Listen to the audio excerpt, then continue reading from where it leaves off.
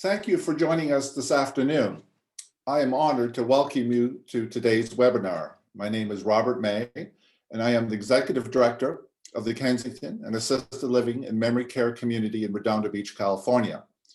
When the opportunity to partner with the Library Foundation of Los Angeles was presented, the Kensington team was thrilled to support their efforts and design and sponsor an exciting series of 4 book club webinars. Let me tell you a little bit about who we are. Kensington Senior Living was founded in 2010 by a leadership team with over 30 years of experience developing and operating premier senior living residences in the United States and abroad. We understand the difficult decision of placing a loved one in a senior retirement community. The Kensington promise is simple yet profound. To love and care for your family as we do our own is core to the belief that no aspect of caregiving is more important than our partnership with our residents or their families at every stage of aging. We are able to provide superb care with industry-leading professional clinical oversight and engaging and stimulating environments. We have 2 communities in Southern California, one in Redondo Beach, another in Sierra Madre. In addition, we have a dedicated memory care community in Redondo City, and our newest community being unveiled this month in Reston, Virginia.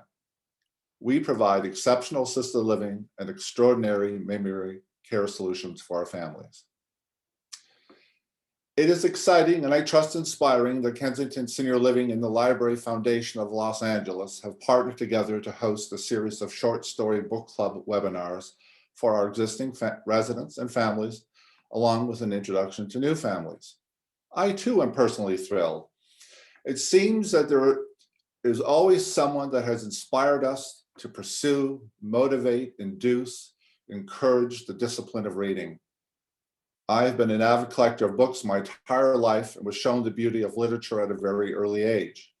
My mother was a nurse and a poet who created delicate and moving poems, which have engendered my passion for poetry and literature, which continues to reverberate and influence my life and career.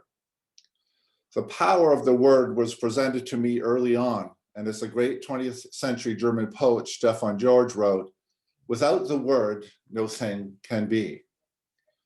Today, we will begin a journey into understanding the power of the word, artifice, and magic of writing and storytelling with our series of short story webinars. We are grateful to have been introduced to Susan Myant, who is curating our series, and Jessica Strand, our moderator. Jessica is the Director of Public Programs at the Library Foundation of Los Angeles. Previously, she was working in programming for the Alexandria House, the Strand Bookstore, and the New York Public Library, before, most recently, founding the cultural initiative Dear America. Strand has contributed to many publications, including the LA Times, Food and Wine, Bon Appetit, and more. She is editor and an author of over a dozen cookbooks and literary anthologies. Please join me in welcoming Jessica Strand with the Library Foundation of Los Angeles and our moderator today. Thank you. Thank you so much, Robert, for that lovely introduction. And thank you to the team at Kensington Senior Living. We're really excited about this. I'm excited about this. The Library Foundation is excited about this series and about this partnership. And for those who are not familiar with the Library Foundation of Los Angeles, the Library Foundation of Los Angeles is a nonprofit that provides vital support to Los Angeles Public Library. The Library Foundation also presents public programs covering a wide range of subjects, engaging some of the great thinkers and artists of our time. Today, I'm really excited to introduce Susan Myant. Susan has written numerous books, novels, books of short stories, poetry, plays, screenplays. She even paints beautifully. Her list of accomplishments is impressive, her gifts many. I was lucky enough, like several years back, to interview at the New York Public Library, where I had a show called Books at Noon. And Susan wandered onto our backstage area, ready to discuss her new novel at that point, 30 Girls. And I had been a fan of hers for years, having read Monkeys. Before we walked onto the stage, we were deep in conversation about our lives, and we moved from writer and fan to fast friends. As an interviewer and cultural programmer, when I read critics, I tend to cringe when the critic makes a broad summation of someone's work, the poet of darkness, obsessed with the interplay of moral and the immoral. So I'm going to stay away from making any broad generalizations about Susan's work here. And I'm going to just quote something from the New York Times review of Susan's latest book of short stories, Why I Don't Write, which is what we'll be discussing today. And this description is worth sharing with you guys. So, Why I Don't Write is a quiet collection, but it's not halting or timid one. Minatt still has a poet's instinct for the surprising volta, the striking image, the bracing final line. After 30 years away from the short story, it's good to have her back, clear-eyed and fearless as ever, whispering difficult truths and ambiguities that a less assured writer would feel compelled to shout. So please welcome Susan Myant. Hey, how are you? Hi, I'm good. Thank you, Jessica. My friend. So looking first, let's just talk about, the collection. You wrote a collection in the 90s of short stories last, and now here's this collection. This collection is, some are recent and some of the stories you wrote in the 90s. And why, how, what was the decision? Like, did you think, I want to write a new collection that's the new Susan Myant collection of short stories that, my writing's changed, my voice is a little different, like how this collection came to be? It like I would say the writing of a story itself, it starts out with kind of a general sense of something, and then just you cobble together what you have. And my first collection of stories, Lust and Other Stories, I had probably written 3 or 4 stories about young people struggling in love, in relationships. They were in their 20s and their 30s. They were mostly in urban situations. And after I'd written a few of them, I thought, well, I can fill this out with other stories. And so I stuck with that subject. It was going to be all about that. And even the way I organized the book, it was in 3 sections. There were 4 stories in each section. And the first was about the beginnings of love. The middle was about the middle of love, and the last was after. So that was very much, sort of halfway through, when I had some material, I decided what the structure was going to be. This book came, it sort of came up from behind me. I wasn't planning on it. I've been working on a novel now for much longer than I would like to. I thought it would take me 3 years to write, and we're heading into the 6th year at this point.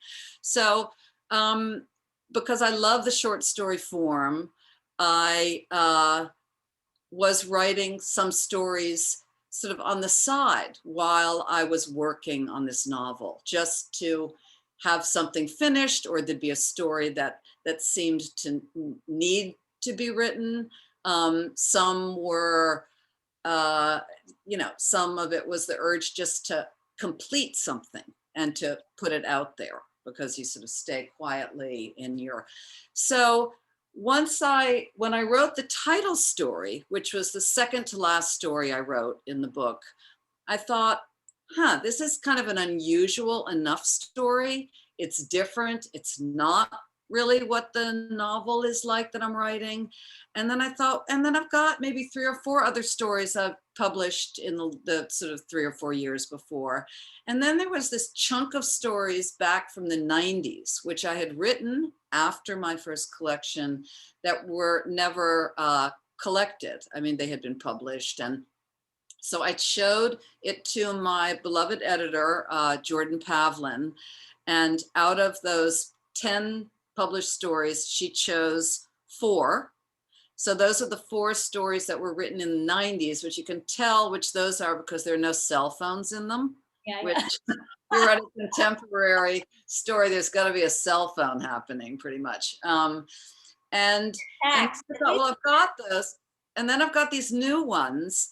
And, you know, in a way that title story, Why I Don't Write, could serve as kind of the spine of these stories, because it's about, not only about trying to write stories, but it's about kind of what goes on in a person's mind. Let's talk about that story, because it's so interesting. I mean, I mentioned this to you, it really felt like a poem. And then the more I thought about the construction of it, I thought, God, this is an ode to the pandemic before the pandemic. You know, this is a kind of, and the idea of this inner voice in the story being completely focused on distraction. And then suddenly the distraction becomes the story itself. So let's just talk about the construction of it, how that came to pass. I don't, you know, I know, why don't I read a little sample for people? yeah, so people get an idea. That would be wonderful. Yeah. Because it is an unusual story, and some people have said, "Oh, I like that poem you wrote," and which is nice way of thinking of it, because it's really a sort of cumulative impressions that are sort of operating in the life. In this case, because of the title, you think, oh, so this is about someone who's not writing. The first line being, what do you do all day? And then there's a description of trying to get to the desk and stuff. And so I'll just read a few of the snippets so you can see basically the things that float through one's mind that either keep you from writing, or they're things that actually, oh, this is more interesting for me to think about than the thing I'm supposed to be writing, right? So here's some of it. What do you do all day? She said. In the morning, there is the counter with the teapot and the bag of tea in a white cup, the milk from the carton in the fridge door, the chair, which chair, the paper, the notebook, which notebook, the folder, the letters on the screen, the emails asking, the computer keyboard. Then it all stops. She handed me the paper. Here's the bad news, she said. Before waking, I found a deep slash in my upper arm. Out of the opening floated small lobsters. Overheard, telling someone your goal makes it less likely to happen. Your system must be overloaded, or you have a virus. Where was the daughter? She was frozen, head bent down, her face awash in a light blue glow as if spotlit by aliens. Her finger flicked over the screen like a conductor. Arthur Rimbaud gave up writing poetry at age 21. During the sad movie, I feel a pain spread in my chest, becoming so sharp I felt I was having a heart attack. Something dripping. Life is not right. All day you ask yourself, what are you doing all day? 53 dead, not including the shooter. Are you going to the march? I walk around the city and listen to people as I pass them on sidewalks. Usually they are talking on their phones. Often they are not looking at where they are going. They are looking into their palms. The sweet air in the morning, warmed by the sun. Headache, hunger, the thumping far below the floor. Death estimates ran from 150 to 500, but could not be confirmed. You write if you have to.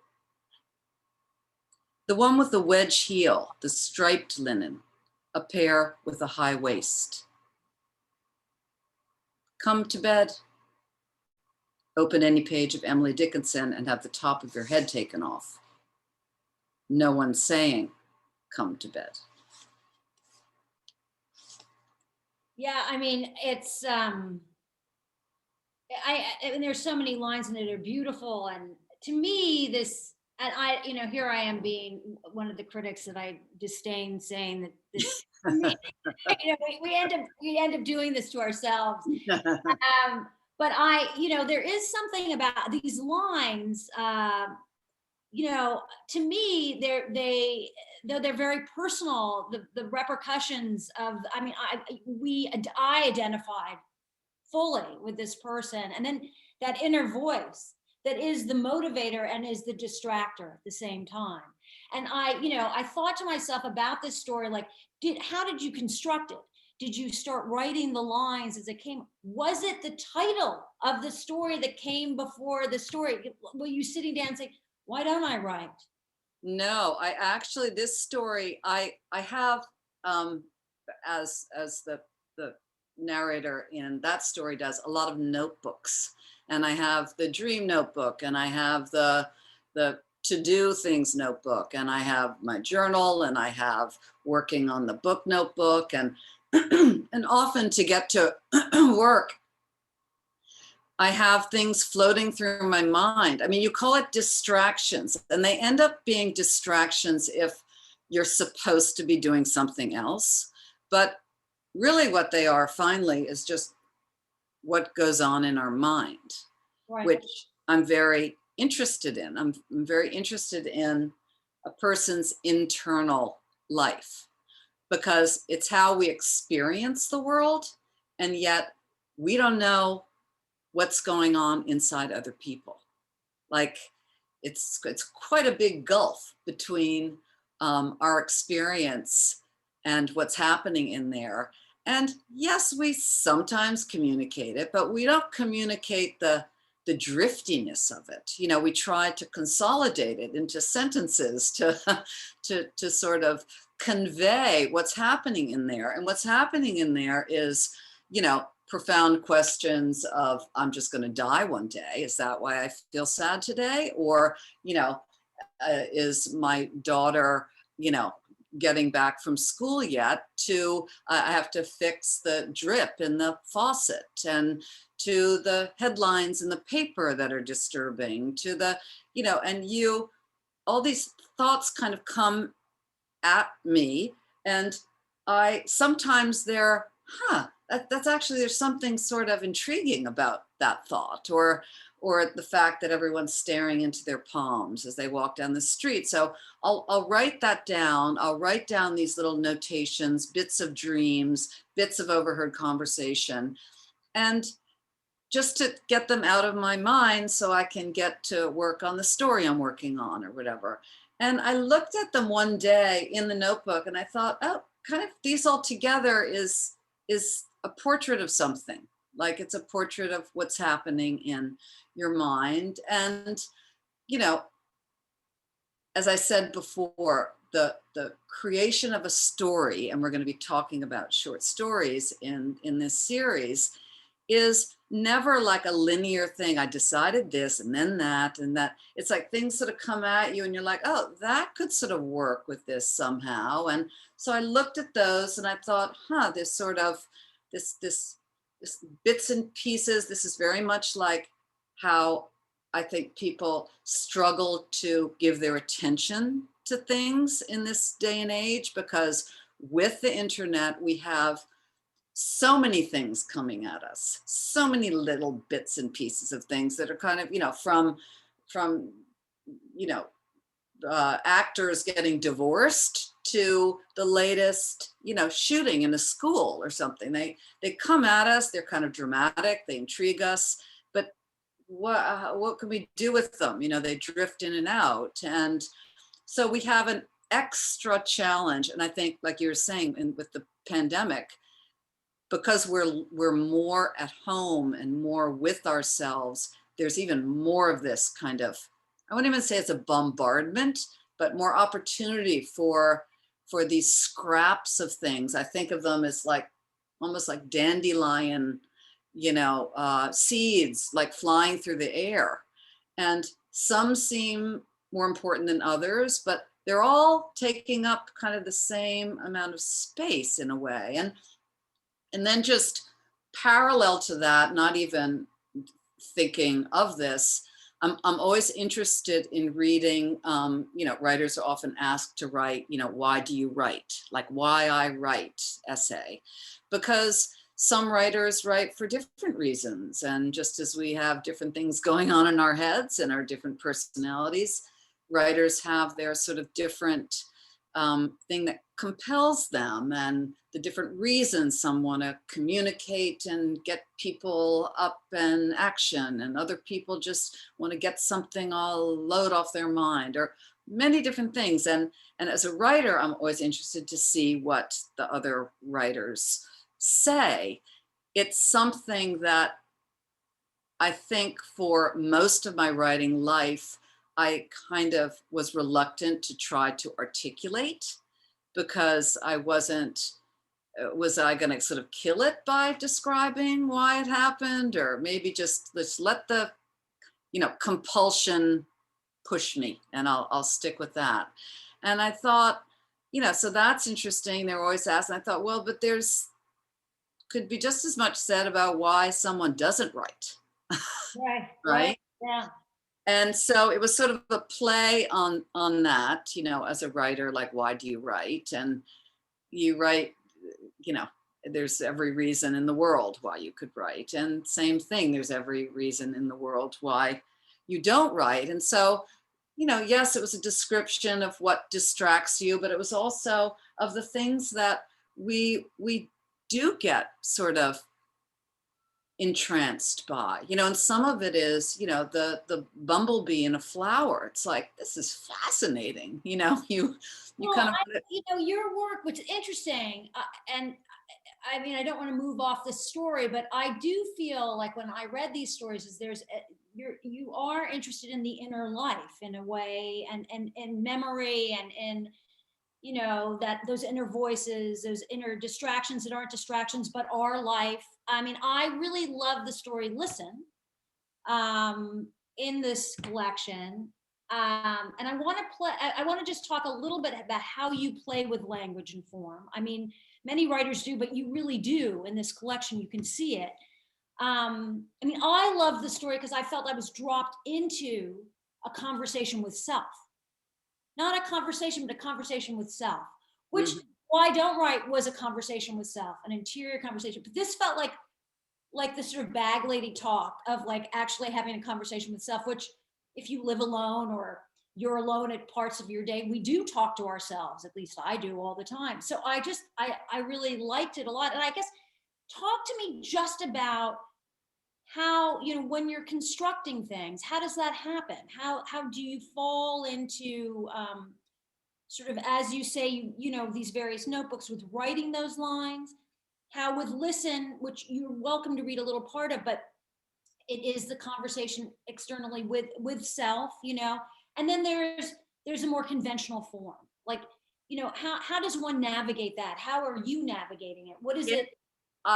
It's the, the impulse, the sort of, John Updike said, writing a story is like seeing something out of the corner of your eye, so you're kind of aware of what it is, and in the writing you sort of discover what it is you're trying to say. So, I just described some of the elements for why I don't write got put together. I ended up, it's probably about a third of the length that it could be, so I went through, and this is another part of the sort of molding of the story. You sort of figure out, okay, this is going to be the content, but I did want a progression to happen in the story, to sort of start out to make sure we know a little bit where we are, and we're probably in an urban place, and we're probably at this time of history. But then by the end, there are a little more images of death. The thoughts get a little shorter, so there is a design. And then the conclusion, which was not one I had set out to write in the story, but there ends up being the conclusion that, the second to last line is, another story will come. Like, I don't need to, you know, something will come along eventually, you know, so maybe I'll wait till it does. But the last line of the story is see above. That is, all this material, all the things going through your mind is a subject after all. Right, right.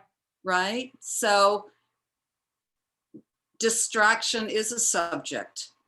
The things that we, you know, how we try to sort of, it's almost curate our thought. I mean, not most people don't, but I'm always trying to curate my thoughts because I don't want to think of this thing. I would much rather think of this. And yet this is bombarding me with, and I need to figure it out. And there's that logistical thing that I don't want to have to bother with. And the bills coming in, I'd rather not think about that, you know, Right, but exactly. there they are. So, you know, that's an example of a story that the more it's being played with and thought about, the deeper I go into sort of looking at it. Another story, for instance, the last story you mentioned, The Language of Cats and Dogs, there were various things that, you know, there's a slight, I won't say inspiration, but with the Me Too movement, I was sort of thinking, what are those stories that I know? You know, what are some versions of that I can sort of describe, but not wanting to. You get into, I mean, the play with memory there is really Well, beautiful. and then you get into it and you realize, okay, I'll focus on this college, you know, professor and a student, and sort of, you know, I thought I'll sort of explore that dynamic. I don't want to make it be a big dramatic thing. Like, I want to explore sort of a less dramatic kind of creepiness that happens, right? That can be just as sort of impactful, right? Because it's easy, you know, we don't have to argue with rape. We don't have to argue with groping. But a sort of more psychological, predatory creepiness, which women, you know, are just so used to, you know, you just try to brush it off and so I ended up, I thought, let me sort of look at that. And because I was sort of thinking back to kind of a college time and from here and with this sort of cultural movement, it was, it ended up being a lot about reflection and thinking back on something and thinking back to, you know, if someone's thinking back to an event like that with her professor, if 40 years have passed, is she thinking of it in a different way, you know? And sometimes with trauma, you don't think, it's like frozen there, like you never examine it. But then what if you do examine it? Does it start to look a little different? And then I thought, well, that's interesting with memory, because the more you sort of examine a memory, the more it can keep giving things. Like, we always think, oh, I had a memory, it was that day and that. No, you can keep thinking of that. And depending where you are in your life, that memory can like offer up these whole new perspectives of things. So that's another, you know, incredibly rich place in interior life. That's basically having nothing to do with what's going on outside. Right. I mean, I wrote this down, this line from that last story, which, first of all, you use the word creepiness. I mean, it's a word that's rarely, I mean, it's used so strange. But describes it really. It describes. I think you should say, I mean, the title of the story is the creepiness, really. I mean, it's so, you know, because the protagonist, the professor says, let's speak in the language of cats and dogs, whatever that means. But the line I loved, and I'd love you to read a little more of that paragraph, which is, because there was something so perfect about this. Only when she thought longer about it did she uncover parts which had been there all along, which is what you're saying right now. That kind of reinterpretation that one does. It was as if fog blew off the scenes nearby, revealing them, and her attention brought other moments back to her. So I was on, I think I told you before, I was on 148. I'd love you to read that paragraph because it gives a real sense of the story and a sense of memory and what it does, you know?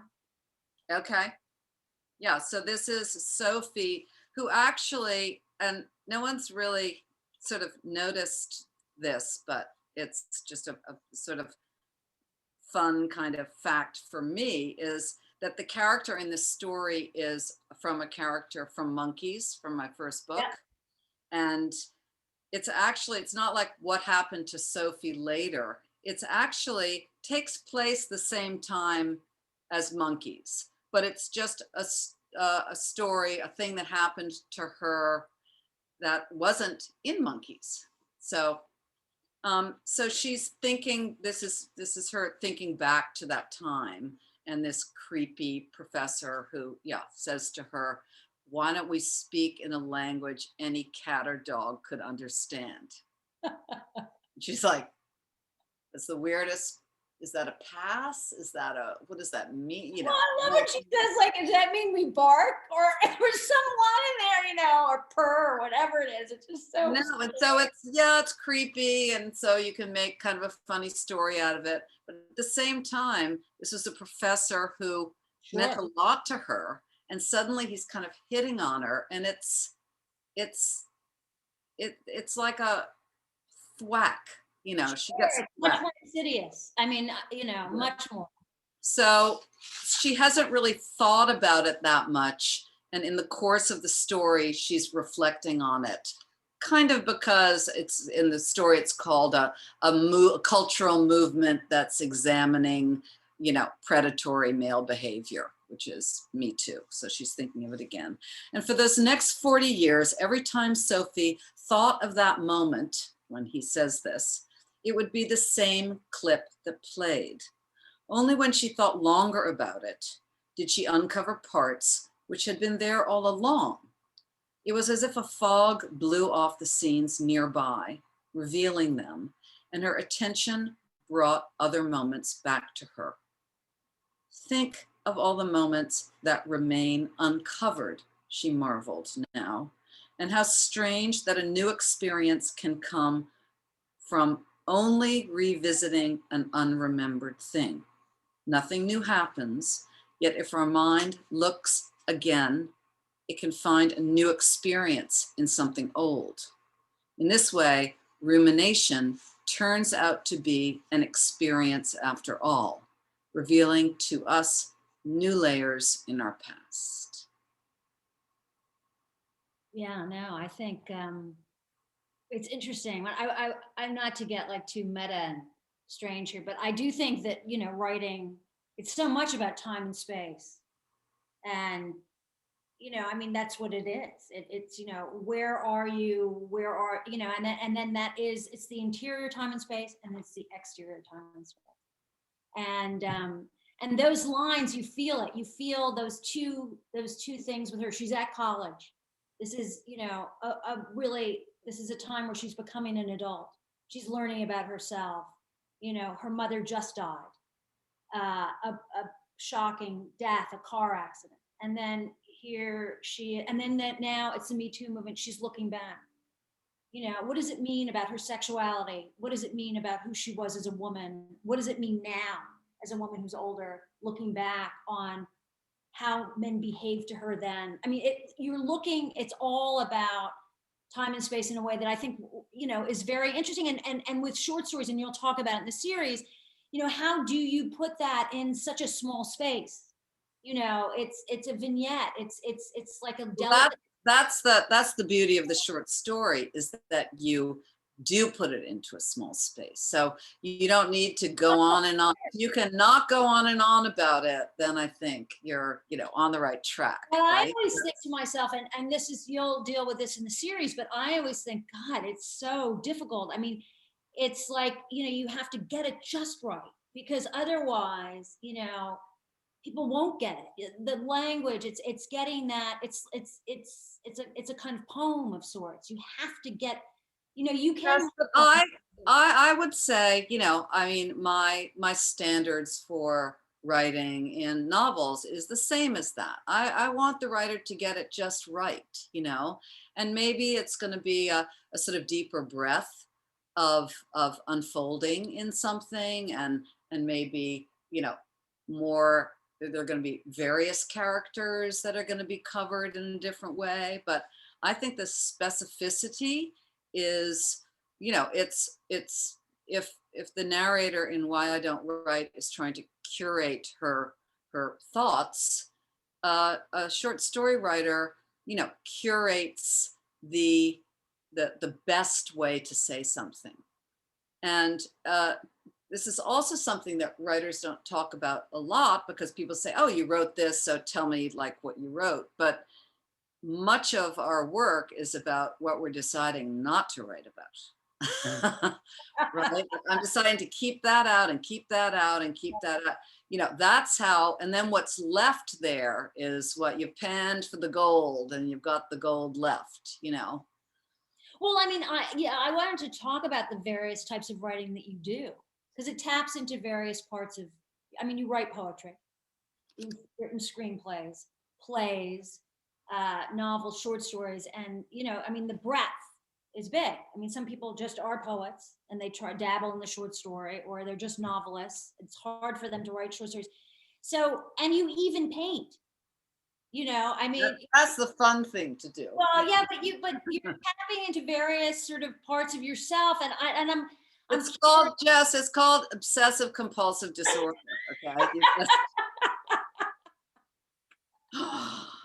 I mean, I was just, Can't leave your hands just not alone.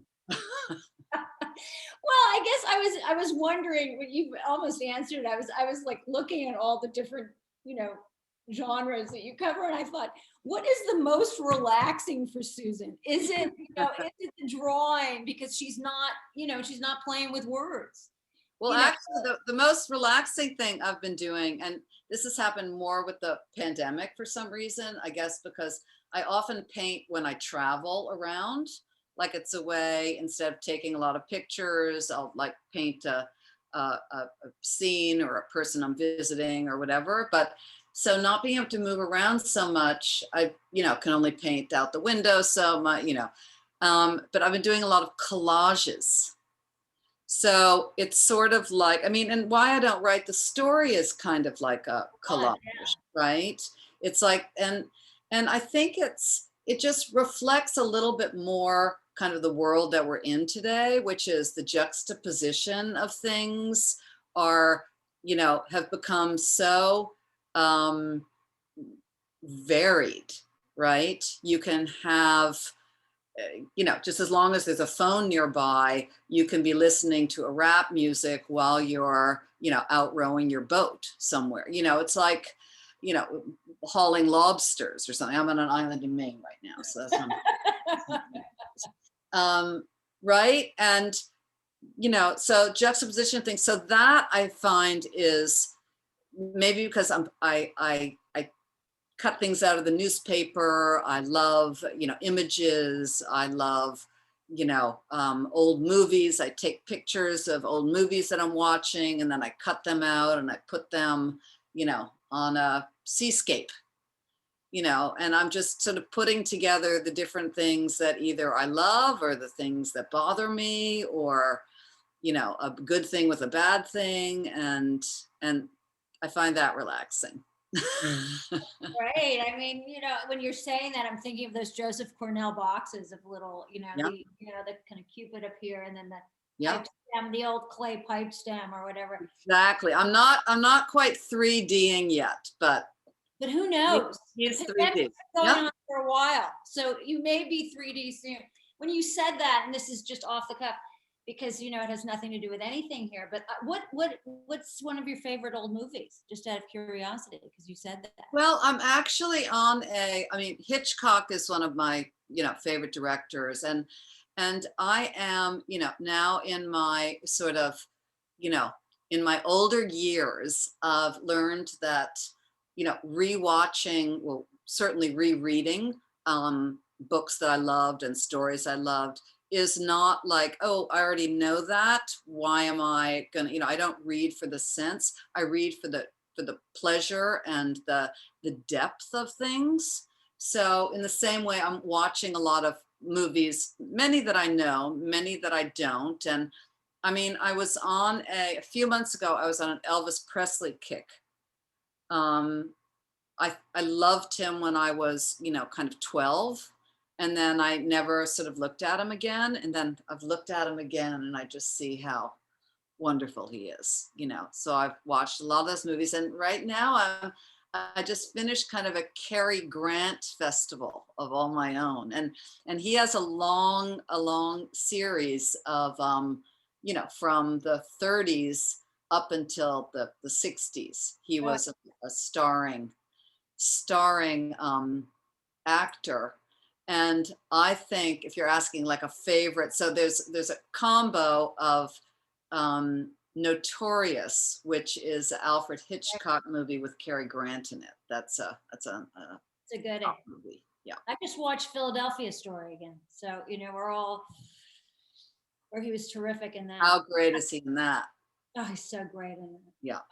They're all great in it. It's just a joy to watch. I think because we've talked about the story a bit, I just want to move into a little bit of you, since you're going to be doing this series. And I just want people to sort of know a little bit more about maybe, the history of you writing, when you began writing, how you go about writing. Well, as I said, kind of obsessive compulsive. We have a sort of joke in our family that our motto is,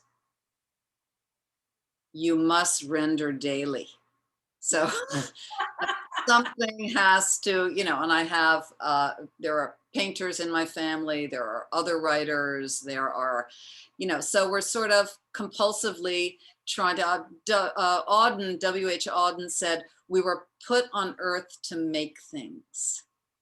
So that compulsion, has started sort of way back, and I would sort of be painting or sketching and writing became the thing that you could do most compulsively. It turns out you could do it when you're on a bus, you can do it when you're in bed, you can do it, so that's the one that kind of won out, I think. So you don't write, like you don't have a desk and on top are quotes or pictures of various people that inspired you, or do you write all over the house? Oh, I have all that, but my quotes are in like a very complicated, I want to say organized but disorganized series of notebooks in which I've got quotes that like they're like your crutches. They help you along, what the other artists say. And I actually have, well, I'll show it to you later, but a table that I made here that's, it's decoupage of like, sort of 40 of my heroes, right? So I can look at it and see all my... 40 is great. Are you kidding? No, that's just step one. Those are just the pictures that I had to decoupage with, right? Right. So, I look to other artists. I look to painters, poets, filmmakers, actors. I look to, whenever, and singers, certainly, music, a line from a song, an image in a picture, anything that kind of boosts me up along, and keeps me sort of turned toward art. I really look for that. And I think early on, I had, everyone says I knew I was going to be a writer, I think deep down, I knew I was going to do something artistic. Like I couldn't quite, I didn't know what it was yet. So how could I say I knew what I wanted to do, But I knew I was headed there. I was going to have to make things, and it was going to have to be constant. I mean, I don't know what I'd do without it, really. And I mean, so you were all making things as a family early on? We were, but it wasn't like, my parents were giving us books to read all the time or so, we sort of found it on our own, but just keeping ourselves occupied seemed to be, the initial impulse. And then it became, maybe we started to play off each other because you do that picture and, some competitive spirit maybe in there somewhere. And, early on, I'd say in elementary school, I experienced the joy of, writing a poem that rhymed, and that was so satisfying. I love that. But I also like dissecting frogs, in science class. But maybe that has to do with the internal more than it does with something scientific, The internal are also maybe, also it's very specific, and it's very, you're looking at things close up in a way that you. So I like science that way. So it wasn't clear what was going to, this sort of attention of wanting to, that there was a quote recently who said it, that there's something about, it was Flannery O'Connor, I think. She said, there's a certain dumbness in writers that they will stare at something for like a long time, and they'll stare at it for longer and longer. And the longer they stare and the more that they can discover about it, the more, as she says, they're going to unpack the world. Which is beautiful. Yeah. I mean, and it's true. I mean, you sort of think, you can stare at it and then you can write the story about it, which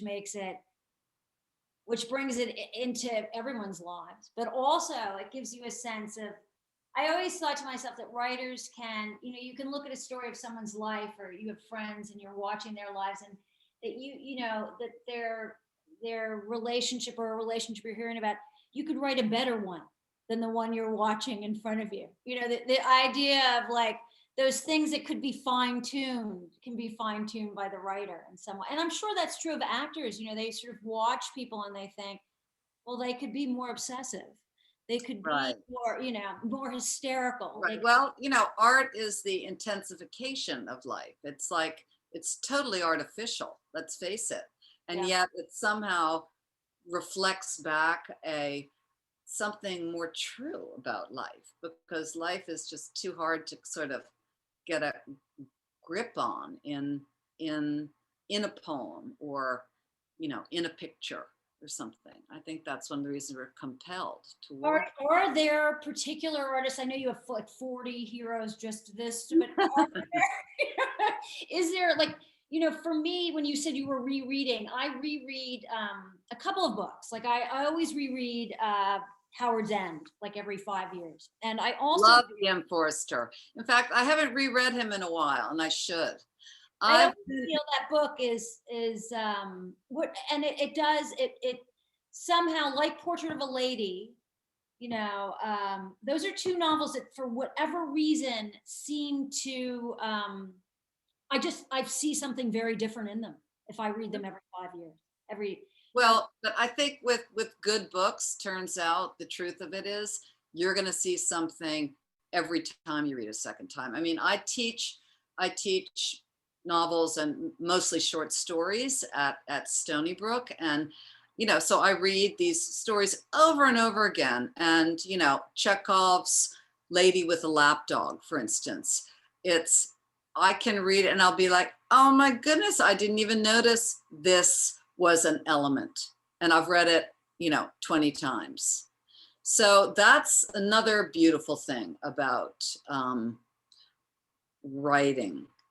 There's a depth there and it doesn't work the same way with movies. I mean, movies you can watch again and again, but sometimes a movie sort of relies on the surprise, the experiential surprise in the moment. And if you know it's coming, you don't quite have the same experience. Whereas reading is as Henry Green, I love how he describes it. It's an intimacy among strangers. And so you're having this intimacy, and it's all on your own time, and you can stop and you can reread it again, and you can skim over a part you don't want. And it's totally up to you, and yet you're being delivered this other world from someone else's sensibility. And, you know, it's a really magic kind of exchange that happens. Okay, so I'm going to just ask you as we wrap this up, and we're going to go to just a couple of questions.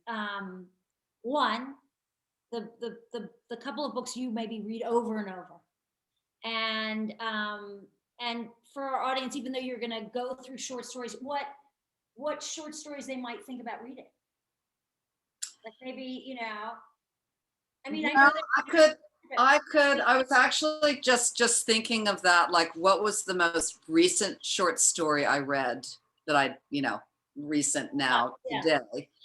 There's a short story by Lori Moore, who's one of the great practitioners of the short story, that was in the New Yorker, I think in September, so it's easy to get, and it's called FaceTime. And it's about a narrator whose father is dying of COVID and she's unable to go see him. So it's very much kind of the moment, and it's a beautiful story. And David Sedaris, the great essayist, memoirist, was talking about Lori's short stories and said, there's something about her, you find yourself laughing because she's very amusing, very witty and tart. You find yourself laughing the whole time, and then at the end you're crying. Yeah. And that's what her stories are like. So that's a good story. So let's go to this one. Let's go to this question over here and say, you said you write if you have to. What things do you have to write about? Well, they say you write if you have to is a line in the story that I read, and that's, you know, that's one of the versions of how people explain why you write. You know, I think some people would really like to write and they don't, so I guess you could say you don't have to. Thomas Mann said, writing is something for whom writers, it is very difficult. Okay, so that's how you know you're a writer, if it's very difficult. So how do you know you have to write it? You know, by now I know that if something's under my skin a little, it's like, do I want to go there and like look at that for a long time? Sometimes it's so clear, oh my God, I definitely want to sort of write about that. Other things percolate in that old mind for a long time, and then I'll go to them.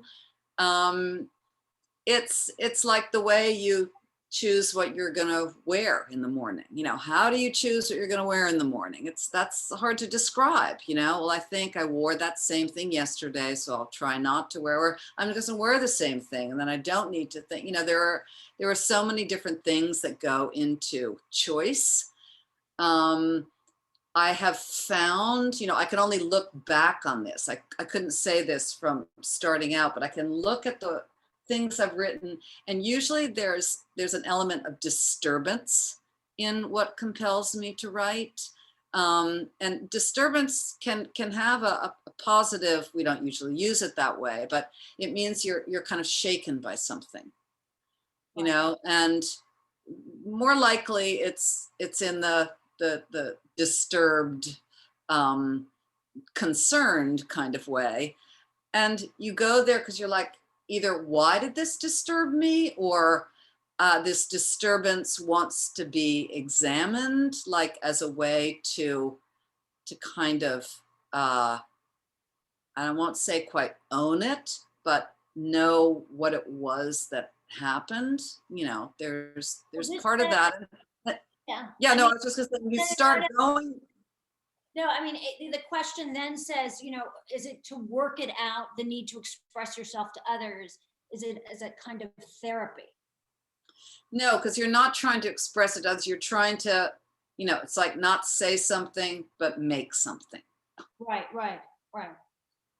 And I would and when someone says this is a kind of therapy, I would think, I don't know, I'm not going to answer you. I mean, I would think that notebooks and putting things down is a kind of, there's a kind of release in that, but I don't know with writing. There was, oh, well, I'm just gonna remember her name. You know, Sleepless in Seattle director, Nora Ephron. Yeah. Nora Ephron talked about, she said, it's not therapy when you write, it's after therapy that you write. Like, then you know what you have to say about it. You know, therapy is figuring out, like, I don't know what's going on here. Yeah. Well, listen, this has been delightful as it is to see you and to talk about your work, which I'm a great admirer of. I do want to say, sorry to interrupt you, but just to mention that we're going to be having Karen Russell talking about one of her short stories. Amy Hempel and Elizabeth Strout are each going to be talking with me about the short story, and they're all you know, masters in very different ways. Yeah, they're tremendous writers and very different from each other. So I think, you know, will really give the audience a sense of, you know, going into very different kinds of minds and sort of mining with you what this means to write the short story and how people go about it. So thank you for this. And I look forward to those next 3 events, programs in which we learn more about the short story. So thank you for being here. Thank you. You're very welcome. Thank you. Thank you to the Library Foundation. Thank you to everybody for this today, this conversation, and I'm very happy to be here. Robert, are you going back on for a bit? Yes. To close. Well, Thank first you. of all, I want to thank Susan for all your insightful processes that you've shared with us, your cumulative impressions, which you've documented, and their impact upon your creative processes are fascinating. You know, I think the creative process is magical. It's alchemical. It's not, most people don't understand what it's about. So thank you for clarifying your eternal life, your musings, your reflections, your perceptions. And I love your phrase, your driftiness of experiences, as you called it. So, you know, distraction as a subject, I love. We always need to curate our thoughts, the beauty of small spaces and getting it just right. And Jessica, thank you for your perceptive questions and inquiries with regards to all of this. And you are right, Susan, we have got quite a series in front of us. So please join us for the following with Amy Hempel, the virtuoso of the short fiction and master of the short, Karen Russell, finalist for the 2012 Pulitzer Prize, Elizabeth Strout, a wonderful short story writer and Pulitzer Prize winner for Oliver Kittredge. So everyone, a wonderful array of unending possibilities coming before us. And I look forward to seeing you all again. So thank you so very much from the Kensington.